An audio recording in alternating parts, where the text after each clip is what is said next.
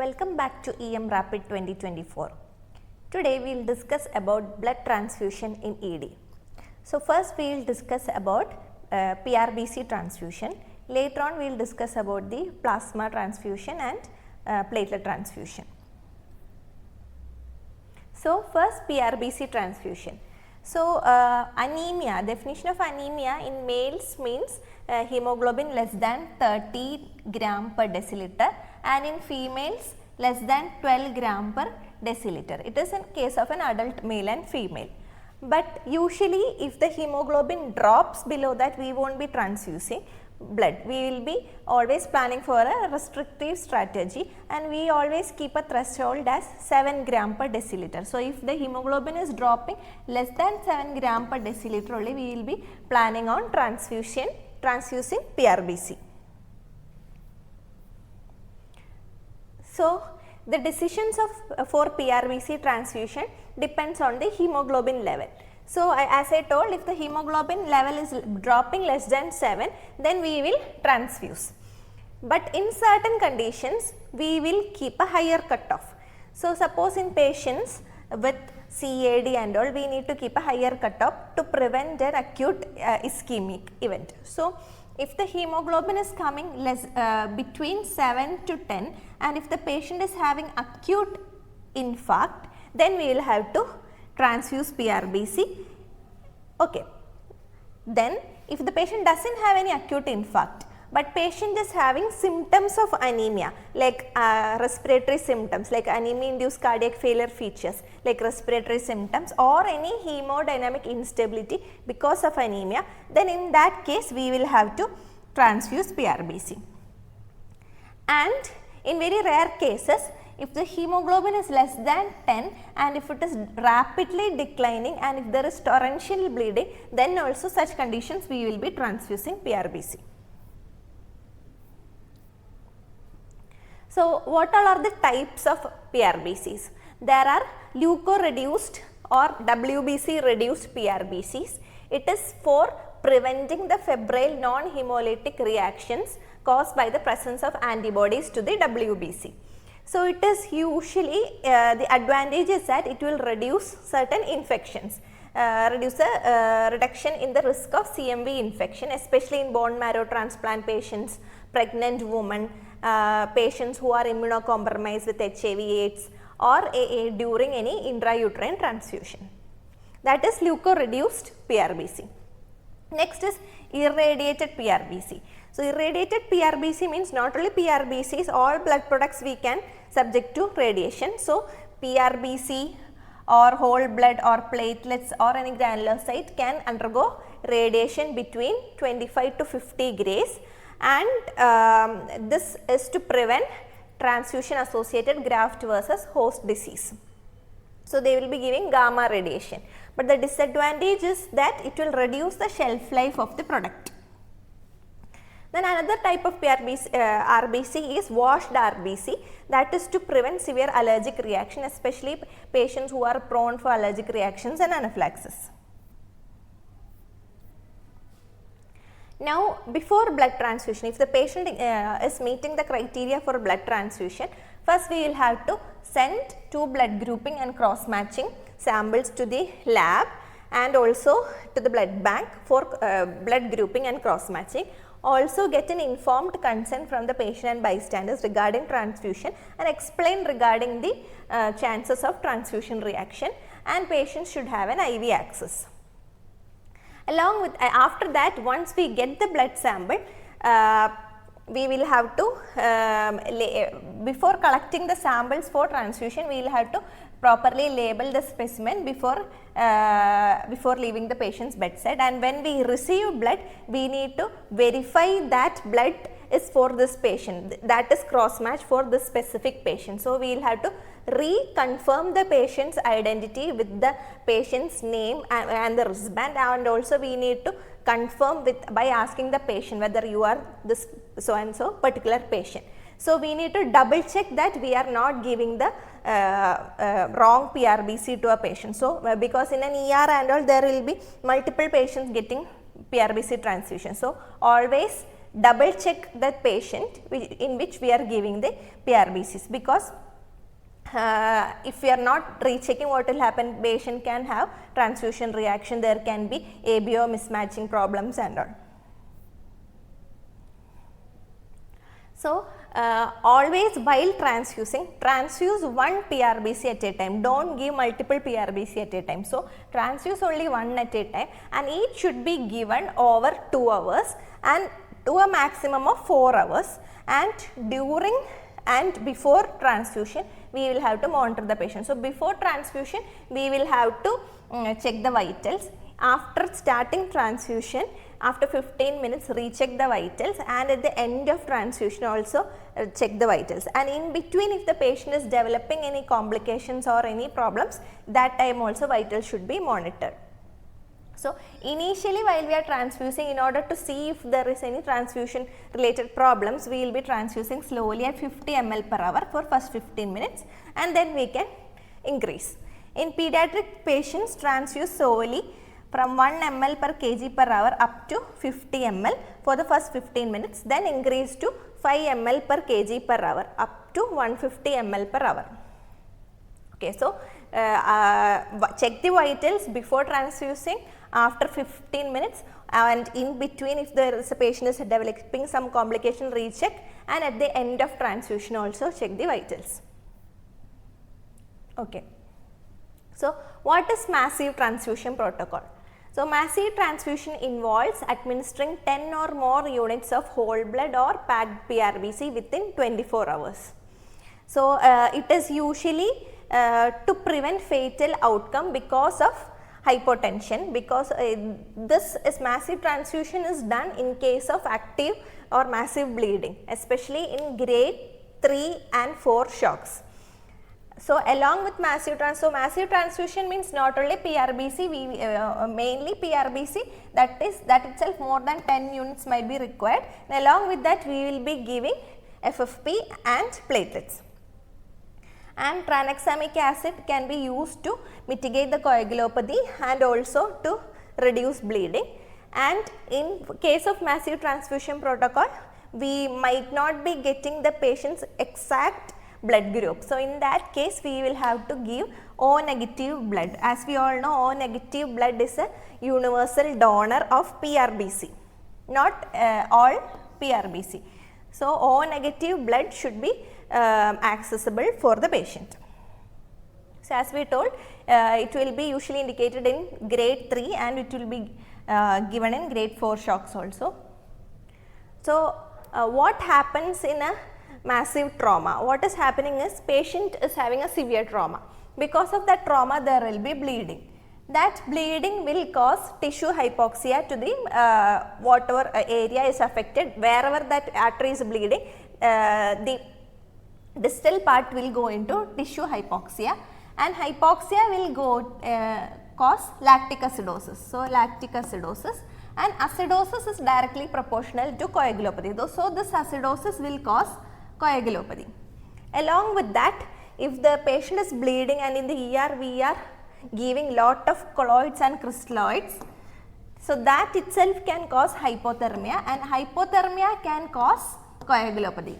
So, acidosis and hypothermia can cause coagulopathy.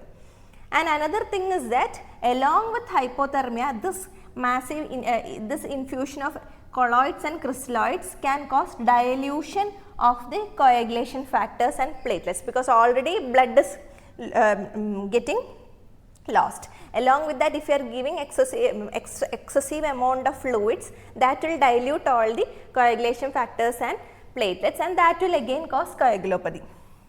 And if you are giving only massive PRBC transfusion, only PRBC, not platelets or FFP, only PRBC if you are giving, that also will dilute the coagulation factors and it will cause coagulopathy. So, as a result, we need to, in massive transfusion, along with PRBC, we will have to give the plasma and also platelets at the ratio of 1:1. So, PRBC, platelet and also FFP. So, what are the additional equipments required for massive transfusion protocol? So, patient should have 14 to 18 gauge cannula, there should be effective communication between the blood bank for regarding the massive blood loss and regarding the requirement for blood products. Then sufficient personnel for sampling collection and procurement of the blood products. Then a blood warmer, because the patient most of the blood products are stored at cold temperature, and if you are giving that to the patient directly, patient will go into hypothermia. So already these patients are at risk of hypothermia as we discussed in pathogenesis. So we will have to use a blood warmer, and blood refrigerator should be present in resuscitation bay to store the blood, because we will be giving only one blood product at a time. So, and this refrigerator must contain at a minimum of 8 units of O negative PRBC and at least 8 units of thawed FFP. So, as we told, PRBC, the universal donor is O negative, whereas in case of FFP, the universal donor is AB positive. Okay. Then we need inclusion of inline fluid warmers and surface warmers, then continuous core temperature monitoring, then invasive BP monitoring, then adequate colloid and crystalloid infusion set, IV calcium preparations, because most of these transfusion the storage containers will be stored in citrate containers, so that will cause hypokalemia. So if the patient is showing symptoms of hypocalcemia, if patient is showing symptoms of hypocalcemia, IV calcium should be kept ready. Then other point of care testing for ABG, hemoglobin, electrolytes and tech facility should be there, and rapid infusion pumps and pressure bag for fluid and blood transfusion. So as we told, in order to improve the cardiac output and optimize the oxygen carrying capacity, we need to give the products in a 1:1:1 ratio. This will avoid dilutional coagulopathy that we have already discussed. It will avoid tissue swelling, delayed wound healing, and will reduce the ventilator requirement and prolonged hospitalization. So our objective for massive transfusion is giving a keeping a map between 60 to 65. Hemoglobin level should be more than 7 grams and INR should be below 1.5, and fibrinogen level should be within a range of 1.5 to 2 gram per liter, and platelet count should be more than 50,000. That's why we are giving platelet and also FFP.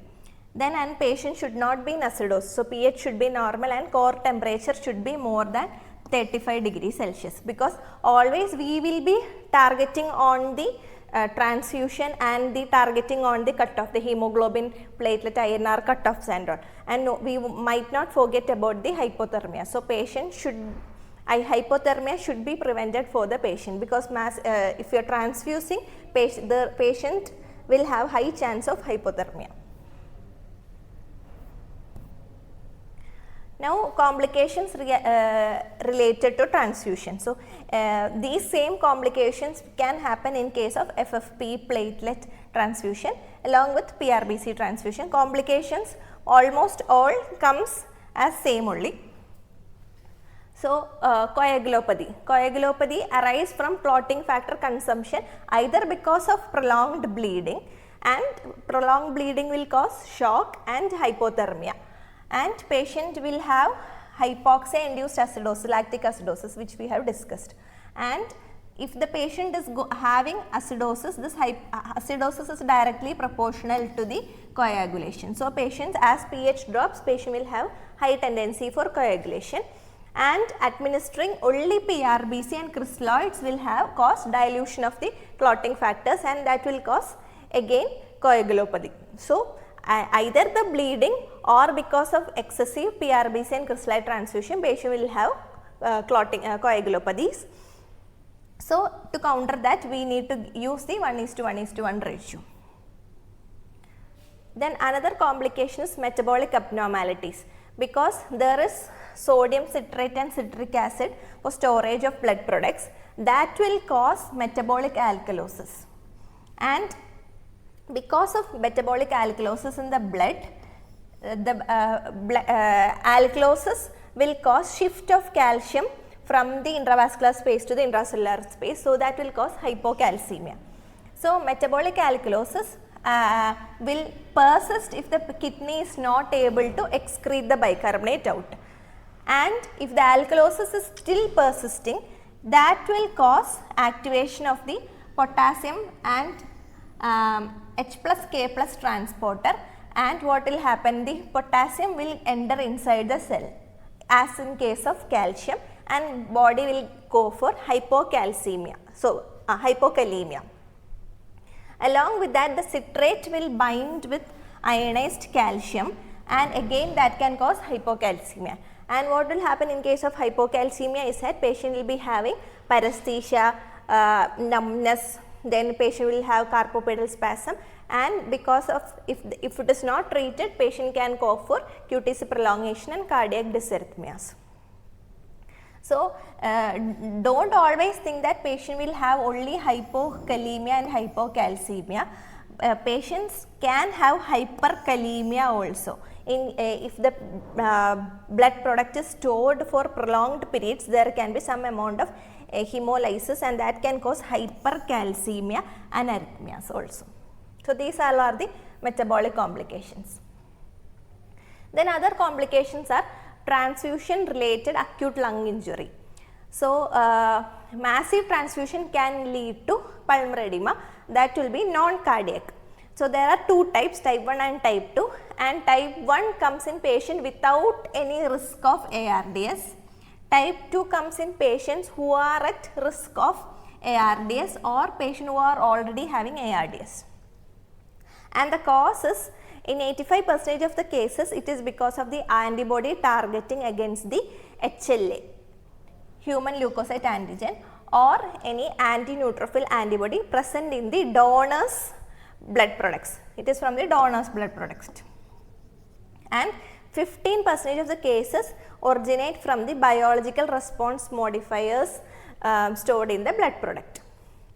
So what will happen is, patient, because of the patient's underlying condition, that means the recipient's underlying condition, the neutrophils will be primed. So if the patient, if the donor, if we are giving PRBC and if the donor's blood products are having antibodies targeting the HLA, so the activated these neutrophils will be activated by the antibodies targeting HLA or the biological response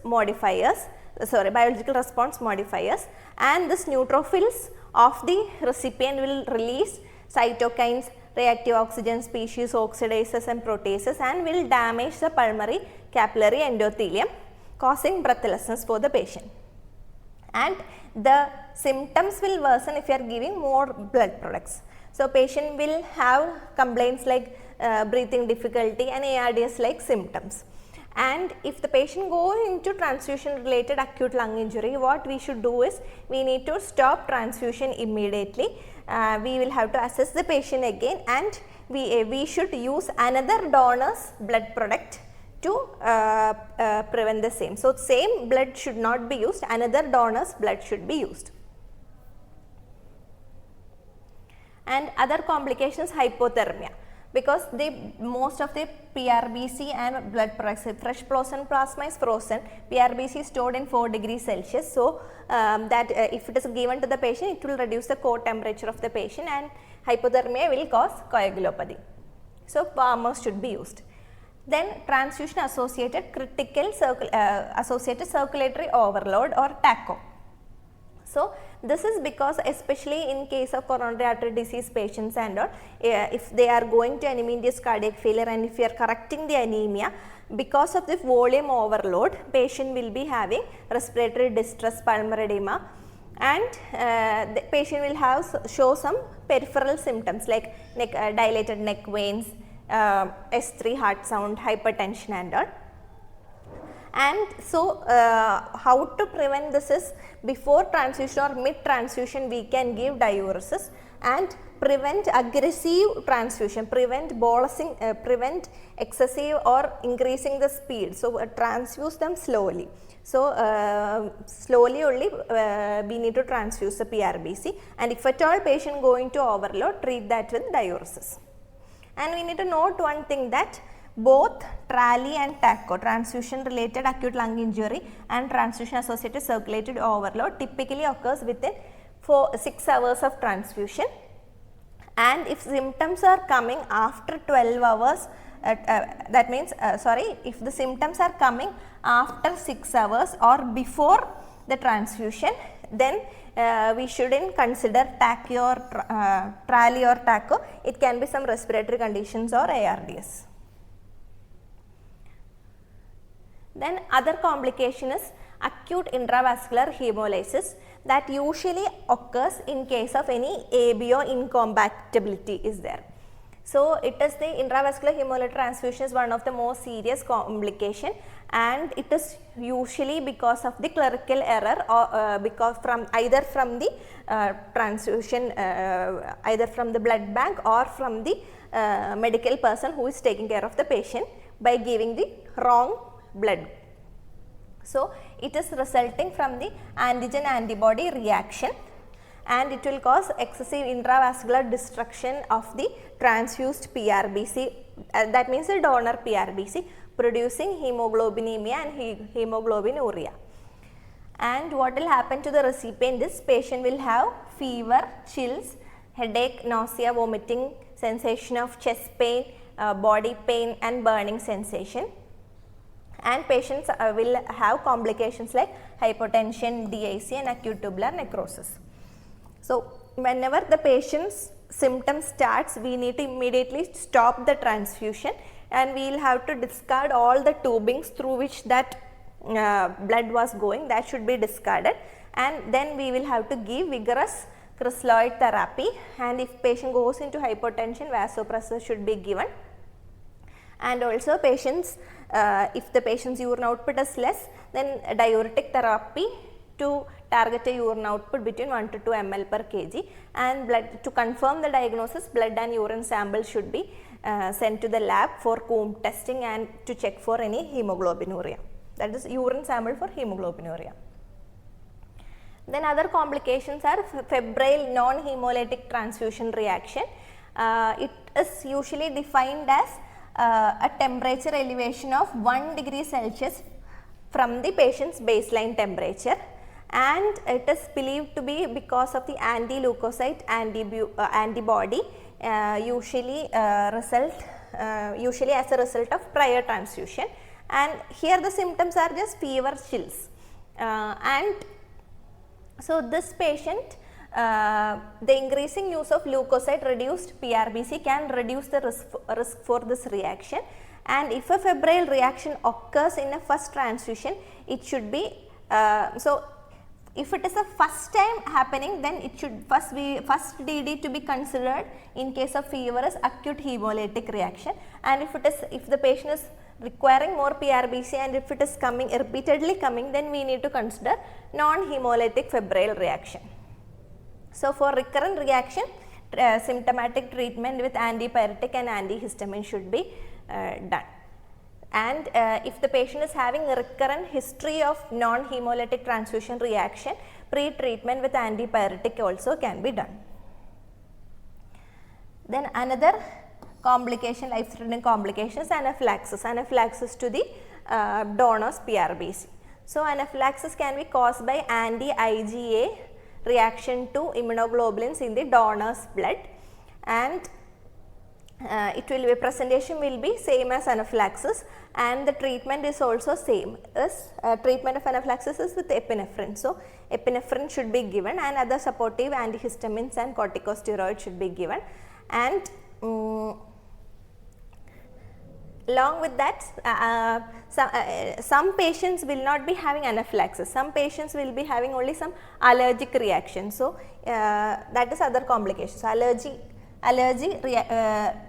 transfusion reaction, that is also antigen antibody interaction between the platelets between the patients and the transfused products will be there, and it can cause some itching and hives for the patient. But that shouldn't be treated like anaphylaxis, that requires only symptomatic management like any chlorpheniramine maleate like that. Then transfusion related sepsis because of the transfused donors products. Then hypotensive transfusion reaction, that means patient's BP is dropping, systolic BP if it is dropping more than 30 mmHg or more, that is called as hypotensive transfusion reaction, and it is mostly because of the mechanism related to vasoactive kinase. So, that is usually seen in patients taking angiotensin receptor inhibitors. So, that is why we are asking to monitor the patient's vitals before transfusion and after transfusion to look for all these complications. So, that was about the PRBC transfusion and the massive transfusion protocol. So, whenever we are taking a blood from a donor, it will be centrifuged and at 20 degrees Celsius, and it will be divided as PRBC, buffy coat and also plasma. So, there are 3 products. So, in that PRBC, if we are subjecting to some additives, it will be PRBC and additive will cause and leukoreduction, it will be leukoreduced PRBC. Then we have the top layer, that is the plasma, that will be frozen and will be called as a FFP, that is a fresh frozen plasma, and platelets are derived from the buffy coat. So, we will discuss about the transfusion of the plasma products.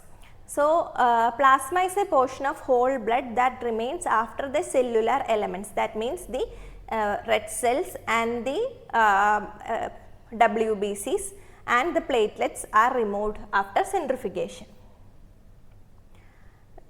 So, plasma mainly contains the so all the WBCs, platelets and PRBC are removed. Then we will be giving the plasma to the patient. So, different types of plasmas are there. One is fresh frozen plasma, that is prepared within 8 hours of collection, and it will be frozen at 18 to minus 30 degrees Celsius, and it will be stored in that temperature, and it can be used up to 1 year. And usually a fresh frozen plasma bag will contain 200 to 250 ml of fresh frozen plasma. And another type is plasma frozen within 24 hours after phlebotomy, that is PF24, is a plasma that is frozen more than 8 hours but less than 24 hours after collection, and this is also frozen plasma. And here the thing is, the patient's factor 8 levels are only up to 65 to 80% of normal, and protein C will be reduced. Then another one is the thawed plasma. Thawed plasma is a plasma that was frozen and then thawed to a refrigerated temperature, not frozen. From the frozen temperature, it will be converted to a refrigerated temperature for up to 5 days. So, because it is thawed, the factor 5 level and 8 level will be less.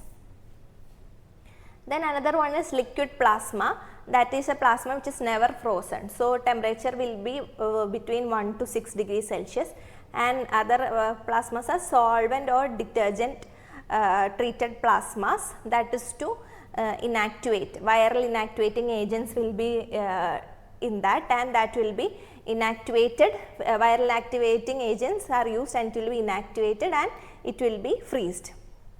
Then cryopoor plasma, that is a plasma from which the cryoprecipitate and everything is removed. So, cryoprecipitate is removed from that plasma, and it is usually used in treatment of thrombotic thrombocytopenic purpura. Then is a dried plasma. It is also called as freeze-dried plasma. It is a liquid free preparation for plasma, and that can be stored in room temperature. Now, indications. So, indications mainly we are while giving fresh frozen plasma, we are planning to correct the coagulopathy of the patient. So as we know, the coagulation pathway, there is an intrinsic pathway and an extrinsic pathway. So and if the intrinsic pathway is affected, APTT will be abnormal. So APTT value depicts the intrinsic pathway and the common pathway. So either if the intrinsic pathway or the common pathway is affected, APTT will be altered.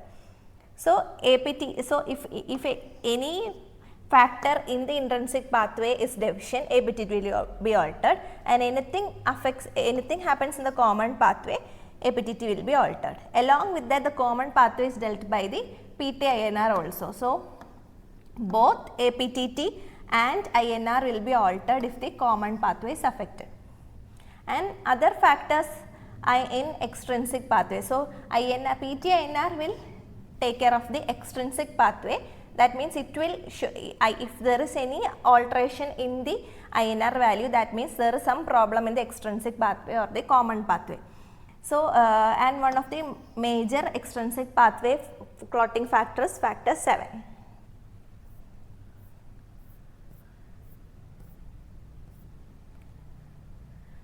So why we told that is because if there is any variations in the PT-INR APTT, then we will have to give the plasma. So when all will we use plasma? So in case of active bleeding, we will be giving plasma if we are suspecting a coagulation abnormality. Like in case of massive transfusion protocol, not only we will be giving PRBC, we will be giving the plasma to prevent dilutional coagulopathy. Okay, so and if that is a requirement of massive PRBC, then prior to any surgical procedures, if there is a high risk of bleeding complication like thoracic, abdominal, spinal surgeries or any urological surgeries, or if the patient is planning to get some invasive procedures, and if there is a risk of bleeding like endoscopy, cardiac catheterization, central venous insertion and all, if the patient is having any risk of bleeding, then also we will be giving. And if the patient is having any potential significant abnormalities in the coagulation test, as we told, any variations in the prothrombin time, INR, APTT and all. So INR more than 2 and APTT more than 2 times the control. In that case, we will have to give the fresh frozen plasma to reduce bleeding. And in case of DIC also, we will have to give. So suppose we are having a patient who is taking any anticoagulation. So anticoagulation especially if the patient is on vitamin K dependent clotting factors, it will affect the factor 2, 7, 9 and 10. So if the patient is on anticoagulation and if the patient is presenting to us, based on the INR value, we will be deciding the treatment. So if the patient is not having any bleeding but INR is less than 4.5, so mostly warfarin will be used by patients who is having some who has some valvular surgeries, and also mostly the INR cutoff will be 2 to 3 in these patients. Normal INR is 1, but in these patients INR will be between 2 to 3. So if the INR is less than 4.5 and if there is no bleeding, withhold 1 dose of warfarin and recheck the INR range and wait until the INR is becoming normal. If the patient's INR is between 4.5 and 10, hold warfarin and we can consider giving vitamin K, oral vitamin K 2.5 mg. Whereas if the patient is having a INR more than 10, we can hold warfarin. Vitamin K can be given either orally or 1 to 2 mg IV can be given over 30 minutes, and we can repeat the INR after 1 day. And also vitamin K, if the patient's INR is high, we can repeat vitamin K after 1 day. Okay. So that is if the patient is not having any bleeding, no bleeding. If the patient is requiring any urgent reversal, in that case if the INR is less than 4.5, hold warfarin, and since urgent reversal is required, consider giving oral vitamin K 2.5 mg. And if the patient is having an INR between 4.5 and 10, hold warfarin and can give either oral or IV vitamin K. And if the patient is having an INR more than 10, hold warfarin, IV vitamin K is given, and if required can be repeated every 6 hourly to 24 hours as required. Okay. Whereas if the patient is bleeding with a high INR, the treatment varies. So if the patient is having life-threatening bleeding, first thing to be done is hold warfarin, because warfarin is the cause of prolonged INR. So hold warfarin, IV vitamin K should be given, and we will be giving the fresh frozen plasma or a prothrombin complex concentrate. We will discuss about that later. And if the patient's INR is between 4.5 to 10, or if the patient's INR is more than 10, the treatment is same only. Hold warfarin, give IV vitamin K, and give patients either the FFP or prothrombin complex concentrate. So all the three treatment is same. So what is prothrombin complex concentrate? It is actually containing the vitamin K dependent clotting factors. So it is derived from plasma and it is rich in vitamin K dependent clotting factors, that is 2, 7, 9 and 10, and 4 factor PCC means 2, 7, 9 and 10 is present in an inactivated form. 3 factor PCC is also type of 4 factor PCC which is deficient in factor 7. So factor 7 will be less in this, so only 2, 9 and 10 will be there, and that is also inactivated form. Then there is activated PCC, that means factor 2, 7, 9 and 10 will be in an activated form, and it is activated one is more thrombotic. And if a patient requires a surgery, patient who require emergency surgery on the same day, what all things to be done? As we told, if the patient if the patient is planned for surgery on the same day, warfarin should be hold, because if warfarin is the cause of bleeding, then should receive vitamin K and 4 factor PCC if FFP is not available. Whereas if the patient is not requiring surgery within the 24 hours, then we can just hold warfarin and give vitamin K, and we can avoid giving the 4 factor PCC or FFP. Now the dose of frozen plasma. So if we are so we didn't mention about the PRBC. If we are giving 1 pint of PRBC, it will usually increase the hemoglobin from 0.8 to 1 gram per deciliter. So if the patient we are giving if the patient presents with a hemoglobin of 6, this patient usually requires only 1 pint of PRBC, so that the HB will become either 6.8 or 7. That is the usual dose requirement for PRBC. Whereas in plasma, dose of plasma is approximately, according to weight, 10 to 15 ml per kg. That is approximately, as we told, 1 bag will contain 200 to 250 ml. So approximately 3 to 5 bags will be required in case of an adult. And infusion rate depends on the volume load tolerated by the patient. So in healthy individuals, we can give, this is the per hour how much FFP should go. So healthy individuals 2 to 3 ml per kg per hour. That means 1 unit can be given over 1.5 hours. And individuals with volume overload, we will be giving 1 ml per kg per hour. That means 1 unit will be given over 4 hours. And individuals who are undergoing plasma exchange. Plasma exchange means simultaneously patient's plasma will be removed and new plasma will be given. So, the rate is higher, that is 60 to 100 ml per minute. The rate is high because simultaneously we are removing the patient's plasma. Now, as we told, for PRBC transfusion, the universal donor is O negative blood, whereas in case of plasma, we will be giving the universal donor is AB positive.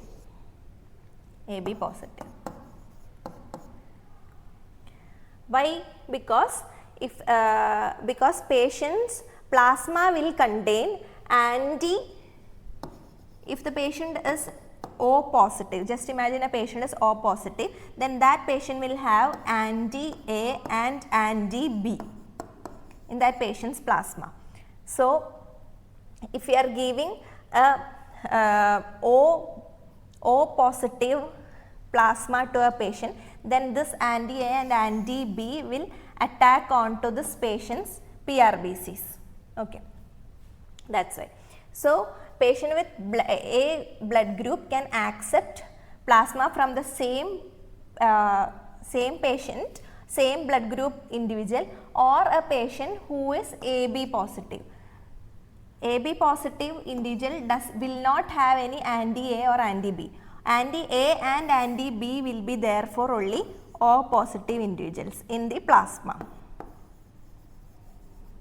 If the patient is A positive, then that patient will be having only anti-B in the plasma. And if the patient is B positive, patient will be only having anti-A in the plasma. Okay. And if the patient is AB positive, there will not be any anti-A or anti-B. So, A positive patient can accept from the identical blood group or an AB positive person, or if the patient is having type B blood group, they can accept from either from the same blood group or a type AB compatible person. And if the patient is type O, the patient can accept plasma from the same blood group, type A, AB, A, B or AB, because O type individuals are already having anti-A and B. So, it will not be a problem for them. And type AB individuals can accept only from identical AB individuals. Okay, that was about the plasma transfusion. Now about the platelets. So, platelet indications for transfusion comes in patients in case of active bleeding to stop bleeding and to prevent bleeding. And these are the usual indications. As we told, in case of DIC with low platelets and in case of massive transfusion protocol, we need platelets, and along with the other cutoffs for platelets are mentioned here. So, a patient with a platelet less than 10,000, we will be giving platelet because of whatever condition it may be, because of dengue fever or leptospirosis or any other disease condition. If the patient's value is less than 10,000, then we will have to give platelet to prevent spontaneous bleeding. Okay, because as we know, the normal platelet values from 1 lakh to 5 lakhs. So, any value less than 10,000 means it is very severe thrombocytopenia. So, we will require platelet transfusion to prevent spontaneous hemorrhage. Whereas, if the patient is having a platelet less than 50,000, we will be giving platelets if the patient is having any active bleeding like GA bleed, and if at all the patient is scheduled for any invasive procedure, then also we will have to give, because invasive procedure can cause bleeding. So, if there is any active bleed or if the patient is scheduled for invasive procedure, then we will have to give platelet transfusion. Or if the patient is having any intrusive platelet disorder like a platelet function disorder like Glanzmann's thrombasthenia and all, these patients also the platelets are will not be functioning properly. So, in that case also we will have to transfuse with platelets. If the patient's platelet is less than 1 lakh, then we will be giving platelet if the patient is having a plan to undergo any brain surgeries like any neurosurgical procedures or any multi-system trauma with multidisciplinary surgeries happening, then also we will be giving, or any intrathecal anesthesia is required, then we will be keeping a cut-off platelet as 1 lakh. And if suppose the patient is having a normal platelet count with active bleeding, and if we are suspecting any platelet dysfunction, as I told, any Glanzmann's thrombocythemia and all, or any congenital platelet disorder, then also we will have to give platelet. And uremia and all can also cause platelet dysfunction. So, in case of patients with normal platelet with active bleeding, we need to suspect uremia induced platelet dysfunction and we will have to transfuse platelets. Whereas in certain conditions like these, we will be reserving the platelets only for life-threatening bleeding.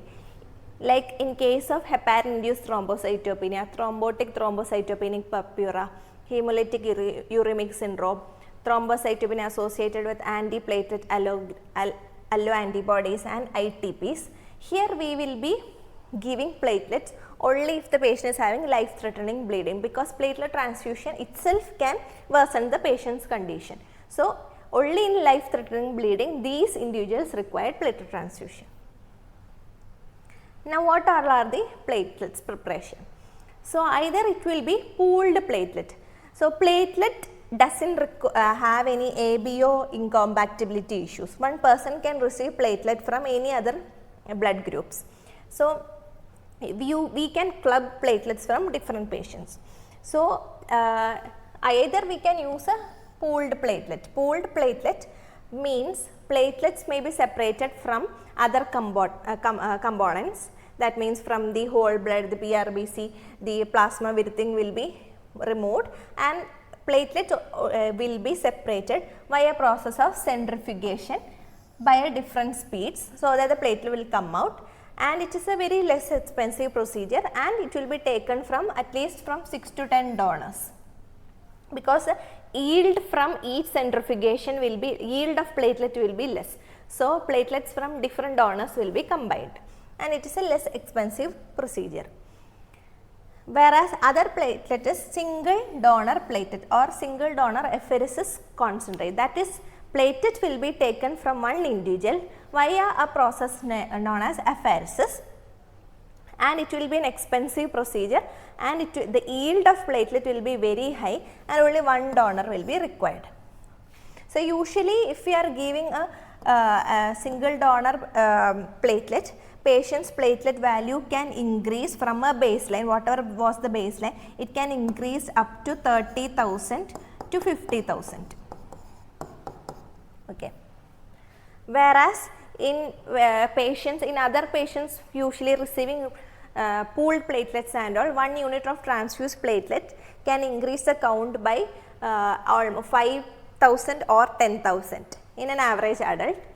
So, at least 6 units of platelets will be required to 6 units of pooled platelets will be required to increase the platelet count of to at least 30,000, because we need to always consider platelet destruction while transfusion, because platelet made from our body, the half-life of platelet made from the patient will be at least 7 to 8 days, whereas a transfused platelet will remain in the patient's body only for 1 day. Okay. So, if patients, this is in case of pooled platelet, and in case of single donor platelet, the platelet value will increase up to 30,000 to 50,000. Now, next is the cryoprecipitate. So, cryoprecipitate is an insoluble material that comes out of a solution after plasma is frozen and thawed at 4 degrees Celsius. So, and it is frozen, it is again frozen and can be used up to 1 year, and it will be rich in factor 1, that is fibrinogen, factor 8, fibronectin, factor 13 and von Willebrand's factors.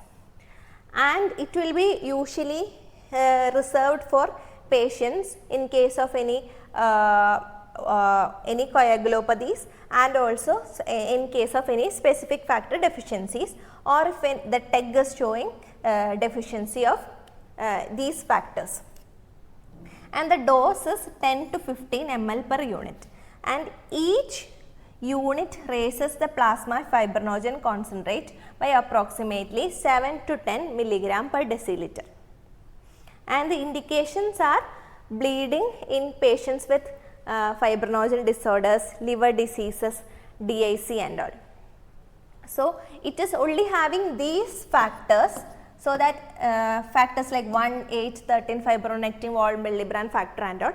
So, in a patient with DIC, whenever we are planning to give cryoprecipitate, we will have to first give FFP and replace all the other factors, and then only we will be considering giving cryoprecipitate. And cryoprecipitate is mostly indicated if the fibrinogen value is less than 150. Okay. So, cryoprecipitate can be used in patients with factor 8 deficiency like hemophilia, von Willebrand's disease factor 13 deficiency, when purified or recombinant factors, recombinant factor 8 or recombinant factors for that specific disease like hemophilia A and all. If it is unavailable, they can receive cryoprecipitate. And the doses in case of hypofibrinogenemia, 2 bags per kg should be given to the patient. So, approximately 50 to 100 milligram per deciliter.